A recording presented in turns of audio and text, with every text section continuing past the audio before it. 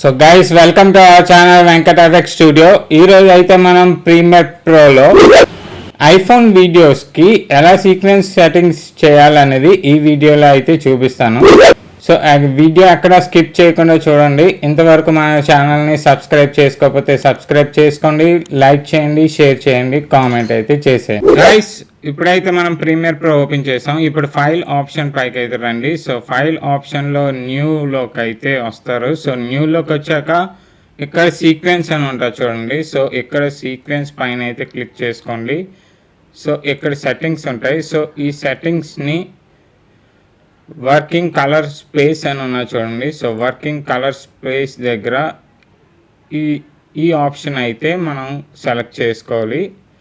So HLG అని ఉన్నది చూడండి, 2100 హెచ్ఎల్జీ అని ఉన్నది. సో అది మనం అయితే సెలెక్ట్ చేసుకోవాలి. సో క్లిక్ అయితే చేస్తున్నాను. సో ఇక్కడ కస్టమ్ అనేసి ఉన్నా చూడండి. సో కస్టమ్లో అయితే మనం అయితే ప్లేస్ చేద్దాం అండ్ ఇక్కడ క్లిక్ ఆన్ ఓకే. సో ఇప్పుడైతే మనం ఐఫోన్ వీడియో అనేది ఇంపోర్ట్ చేద్దాం. సో డెస్క్టాప్ పై ఉన్నది. సో ఇక్కడ ఐఫోన్ వీడియో అనేది ఉన్నది. సో వీడియో ఓపెన్ చేశాక ఇలా డ్రాగ్ అయితే చేసుకోండి. సో ఇక్కడ కీప్ ఎగ్జిస్టింగ్ సెట్టింగ్స్ అని ఉన్నది, అది క్లిక్ చేసుకోండి. సో ఇప్పుడు మన వీడియో అనేది కంప్రెస్ అయితే అవ్వదు. సో మన ఫస్ట్ అయితే మన సీక్వెన్స్ సెట్టింగ్స్ అనేవి మనం క్రియేట్ చేసుకోకపోతే మన ఐఫోన్ వీడియో అనేది